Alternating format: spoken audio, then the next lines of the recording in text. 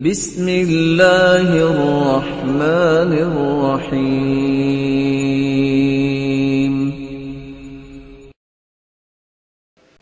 یمن کے اندر صنعاء آج بھی موجود ہے۔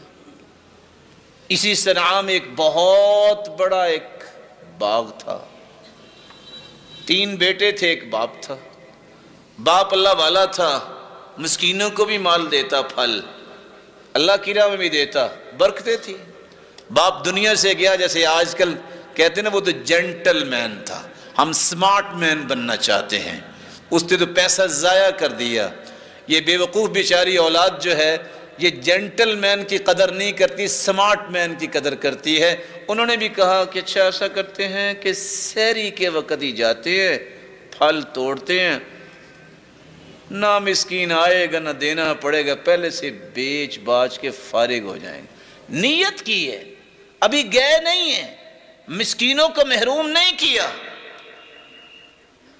قرآن نے سورۃ القلم میں نقشہ کھینچا ہے۔ چپکے سے جا رہے تھے، جب وہاں پہنچے تو باغ ہی نہیں ہے۔ کہتے ہیں بھول تو نہیں گئے؟ اور بھائی، او گائے بھینس بھی نہیں بھولتی اپنا کھیت، لیکن سچی بات پوچھو تو وہ بھول ہی گئے تھے، کیونکہ غلط کام کر بیٹھے نا۔ فَأَصْبَحَتْ كَالصَّرِيمِ، اللہ نے پورے کا پورا باغ ان کی بدنیتی کی وجہ سے جلا کے راکھ بنا دیا۔